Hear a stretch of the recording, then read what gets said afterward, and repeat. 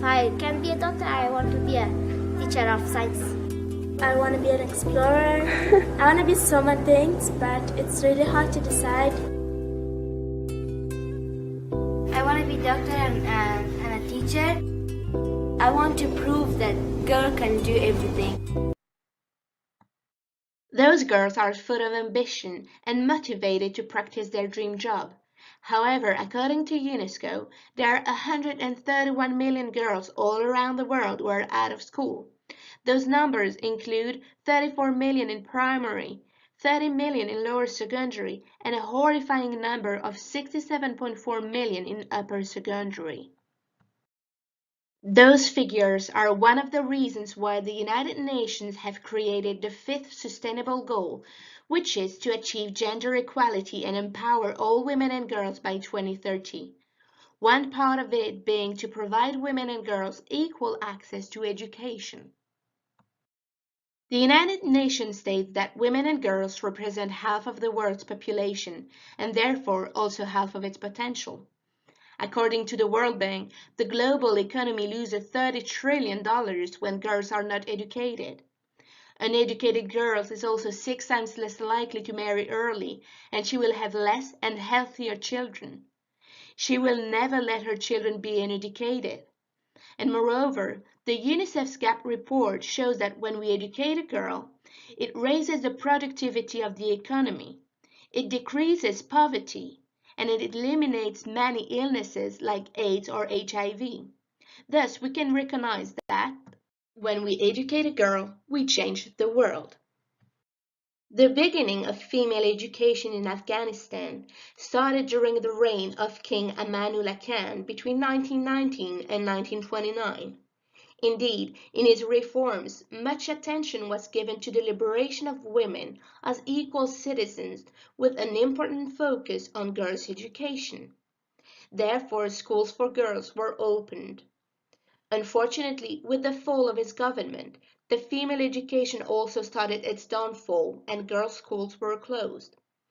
It was not until the 1960s that girls were granted the access to schools once again, but not for long. As the Taliban took the reign in hands in 1996, female education stopped completely and no girl was allowed to go to school. Following their fall, the new governments established new rules and education became once more in the center of many policies in order to develop the schooling in general. However, female education is still running behind. So, following the Taliban's fall and despite the new government's policies, how come the number of educated girls in Afghanistan is not sufficiently increasing? The Constitution of Afghanistan follows international conventions in declaring education as a right for all citizens. By law, it is compulsory for all Afghan children to follow a primary and lower secondary education. So why are the numbers so low? Indeed, in Afghanistan, 3.7 million children are out of school, 60% of them being girls. And as girls get older, their access to school decreases. The Ministry of Education states that only 39% of primary school are for girls, and only 28% of the secondary schools are for girls. But what could be the reasons why Afghan girls are not going to school? The main one is tradition and religion. The majority of Afghan families are Pashtuns, and they follow the unwritten code of conduct called Pashtunwali that states that for women there is either the house or the grave. We can even see a downturn in the public support for girls' education. 10 years ago, 91% of Afghans agreed that women and men should have equal educational opportunities, while in 2016, only 81 of them still agreed. In Afghanistan, a girl who wants to attend school must first receive permission from her male relatives, not only from her father or brother, but also from members of her extended family. The Human Rights Watch say that early marriage is the second most important reason why girls are out of school. Indeed, almost a third of Afghan girls are married before their 18th birthday, and a lot of these are forced marriages. When marrying at an early age, girls often drop out of school or are excluded from it. Obviously, it can also lead to an early pregnancy. And finally, those girls are more likely to suffer from domestic violence. Many parents hesitate to let their daughters go to school because of the insecurity they experience every day on their way to school. Since they have to walk long distances, girls face many risks, such as being kidnapped, sexually harassed, or being attacked with acid. Men attack girls to warn them and scare them so that they stay at home and don't get educated. The next barrier is the poverty. As explained by Heather Barr from the Human Rights Watch, girls are often first to be pushed out of school due to poverty. Although government schools are free, there are still many indirect costs. And indeed, if parents cannot send all their children to school, they would often give the preference to boys. هلته مصارف غواړي پنسل قلم کتابچه بکس کالي نو د دې توان ما نه درلوده زه خپل وروڼه حمایت کوم هغوی مکتب ته ځي ورته څه چې ضرورت لري پنسل قلم کتابچه زه هغوی ته اخلم. The lack of female teachers has also a big impact on girls' education, especially when girls reach puberty. Families do not allow their daughters to be taught by males and would therefore prefer to withdraw them completely from school. But unfortunately, statistics from UNICEF show that only 32% of teachers are female, and some districts do not even have female teachers at all. The last problem is infrastructures.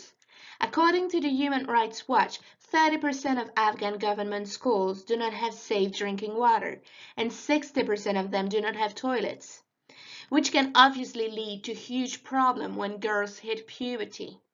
Girls are especially affected by poor toilet facilities. Lack of privacy and of running water in bathrooms is a real problem for girls, especially after they begin menstruation, and can even lead to them dropping out entirely. And moreover, more than 40% of schools in Afghanistan have no real buildings other than tents.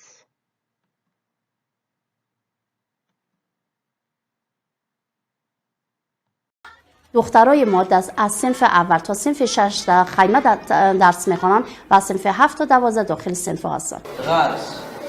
کل صنفای یعنی نظر به صنفاشون بچه‌ها تقریبا داخل صنف هستند. But what is actually being done to overcome those problems? In February 2019, the Ministry of Education introduced the Girls' Education Policy. The main goals are increasing the number of female teachers, providing more facilities for girls, and launching awareness programs to encourage families to send their girls to school. Some actions are already being set up, as the Ministry of Education has started hiring 30,000 female teachers, and the government plans to build 2,700 new schools around the country within the year. And the policy is supported greatly by the First Lady of Afghanistan.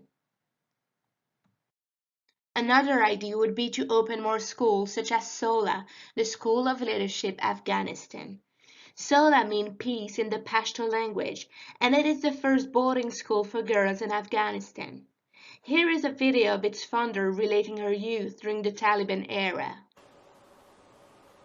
You see, I was 6 when Taliban took over Afghanistan and made it illegal for girls to go to school. So for the next 5 years, I dressed as a boy to escort my older sister, who was no longer allowed to be outside alone, to a secret school. It was the only way we both could be educated. Each day, we took a different route so that no one would suspect where we were going. Here are SOLA's missions: providing a safe environment with round-the-clock supervision. The boarding school reduces the risks related to traveling to and from school, hiring qualified teachers who go through an intensive training program, offering education from 6th grade onwards, so when girls are teenagers, and focusing on a schooling that empowers girls. Students go from believing that their role in society is to raise a family to becoming critical thinkers and leaders who understand that they have the power to shape their nation's future. We truly hope that times are finally changing for girls in Afghanistan. Unfortunately, they have been let down numerous times in the past, and much more progress and changes are required from the government, but also from the citizens. But it appears that positive actions are being taken. We will have to see what actual impact those actions have in the future, but let's remain hopeful.